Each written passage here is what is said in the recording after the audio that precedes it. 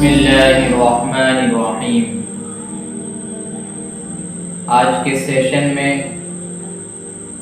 جس شخصیت اور پرسنالٹی کے بارے میں ڈسکشن ہونا ہے وہ حضرت عمر رضی اللہ تعالی عنہ کی شخصیت اور آپ کی پرسنالٹی ہے۔ حضرت عمر رضی اللہ تعالی عنہ کا اسلام کے اندر اور اللہ کے نبی علیہ الصلاۃ والتسلیم کے نزدیک وہ مقام، وہ سٹیٹس ہے جس کا اندازہ اللہ کے نبی کے ایک فرمان سے لگایا جا سکتا ہے۔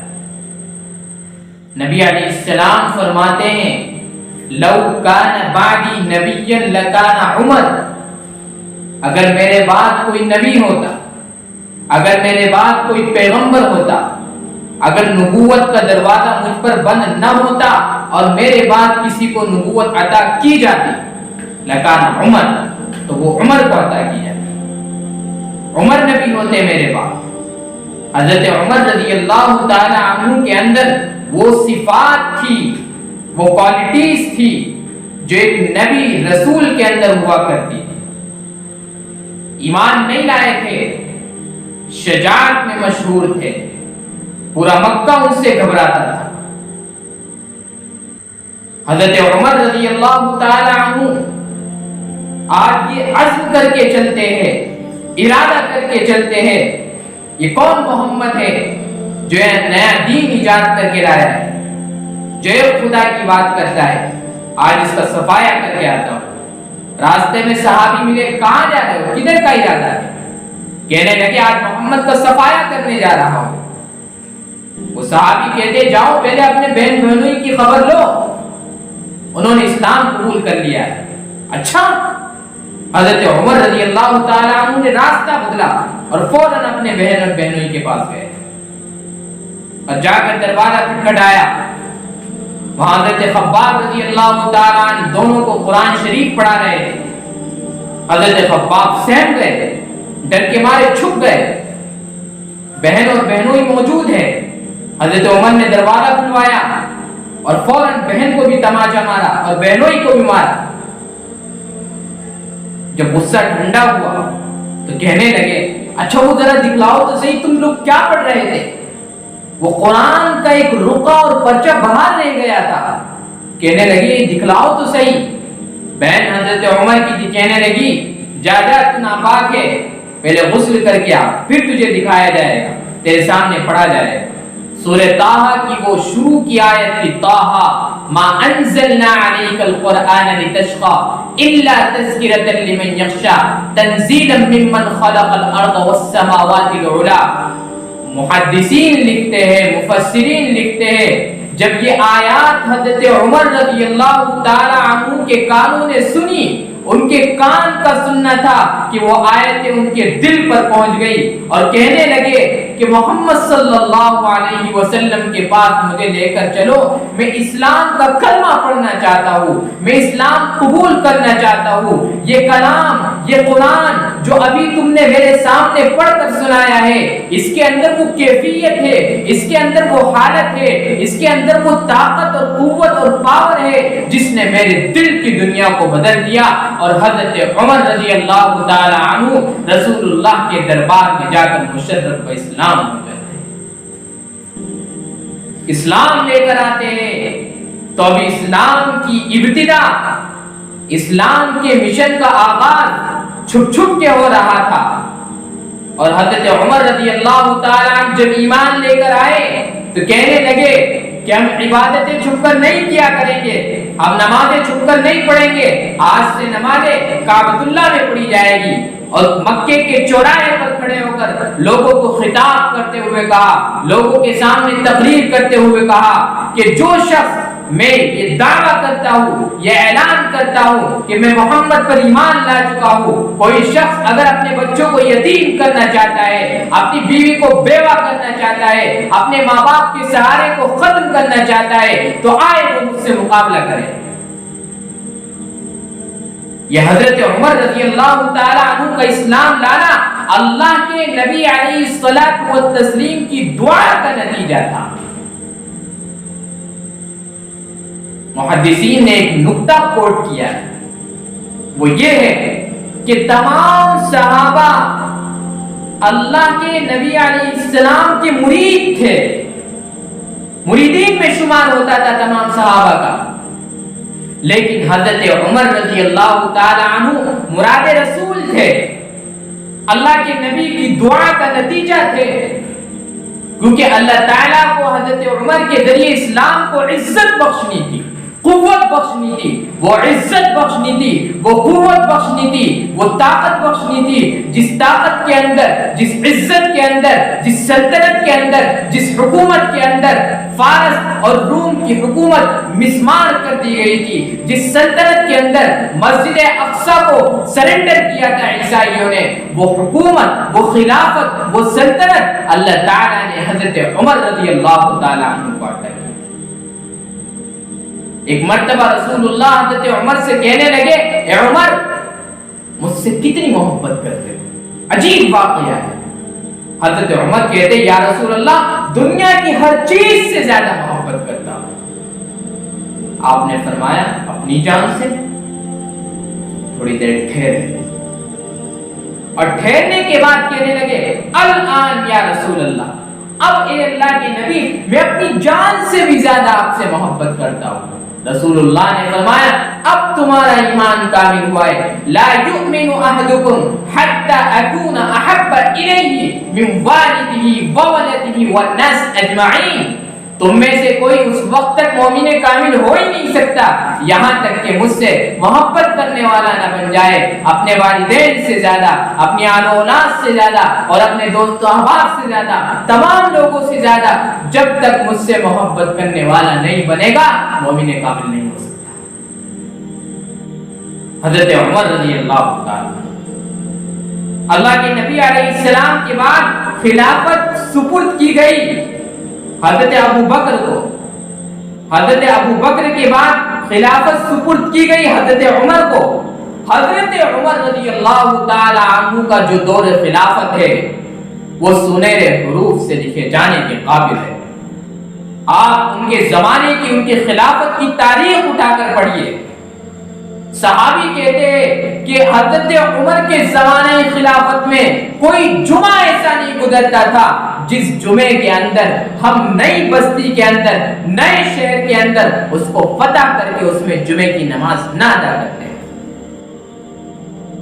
ایسا نظام حکومت، ایسی خلافت جس نظام حکومت کے اندر بادشاہ ٹوٹی چٹائی پر سو رہا ہو، جس نظام حکومت پر بادشاہ خود جا کر دورے کر رہا ہو، چکر لگا رہا ہو، میری رعایا میں سے، میری قوم میں سے کون آج بھوکا سو رہا ہے، کون کس حالت میں ہے، کون پریشان ہے، یہ حضرت عمر رضی اللہ تعالی عنہ کی زمانے خلافت کا واقعہ ہے۔ میرے دوستوں، میرے عزیزوں، حضرت عمر کی خلافت کے زمانے کی تاریخ کو جب ہم پڑھیں گے تو ہمیں اندازہ ہوگا کہ حضرت عمر نے دنیا والوں کے سامنے، لوگوں کے سامنے وہ نظام حکومت پیش کیا، وہ نظام عدل پیش کیا کہ آج 1400 سال گزر چکے ہیں، دنیا اس کی مثال اور نظیر پیش کرنے سے عاجز و قاصر ہے۔ سعد بن ابی وقاص رضی اللہ تعالی عنہ فاتح ایران ہیں، ایران کو فتح کیا تھا اور گورنر ہے ایران کے۔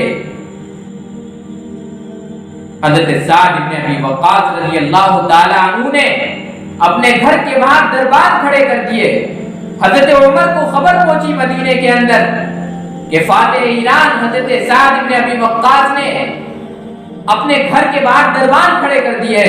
فوراً حضرت بلال رضی اللہ تعالیٰ عنہ کو رقعہ لے کر بھیجا، خط لے کر بھیجا، اور اس خط میں لکھا ہوا تھا، اے سعد، لوگوں کو ان کی ماؤں نے آزاد جنا تھا، تم نے کب سے ان کو اپنا غلام بنا لیا؟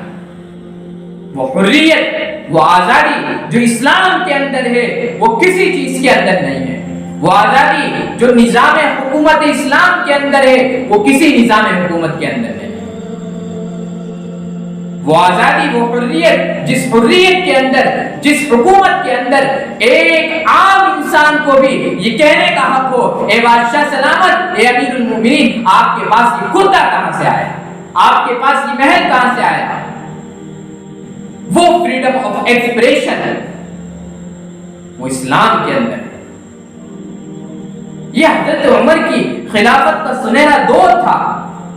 حضرت عمر رضی اللہ تعالی عنہ کی سادگی کا یہ عالم تھا کہ فلسطین سرنڈر کیا جا رہا ہے۔ حضرت عمر رضی اللہ تعالی عنہ 700 میل کا فاصلہ اور ڈسٹینس طے کر رہے ہیں مدینہ سے فلسطین کا۔ ایک اونٹنی ہے، ایک خادم ہے، اور طے یہ پایا ہے کہ تھوڑے راستے اونٹ کی نکیل خادم کے ہاتھ میں ہوگی اور امیر المومنین عمر بن خطاب رضی اللہ تعالی عنہ اونٹ پر بیٹھے ہوئے ہوں گے، اور دوسرے راستے اونٹ کی نکیل امیر المومنین کے ہاتھ میں ہوگی اور غلام اور خادم اونٹ پر بیٹھا ہوا ہوگا۔ جب فلسطین کے قریب پہنچے تو عیسائی پادری مسجد اقصی کی چھتوں پر کھڑے ہو کر وہ دیکھ رہے تھے کہ جس بادشاہ کی، جس حاکم کی ہماری کتابوں میں پیشین گوئی اور پریڈکشن دی گئی ہے، کیا وہ یہی بادشاہ ہے یا کوئی اور ہے؟ حضرت عمر رضی اللہ تعالی عنہ جب فلسطین کے قریب پہنچتے ہیں تو باری آتی ہے غلام کی سوار ہونے کی اور حضرت عمر کی نکیل پکڑنے کی۔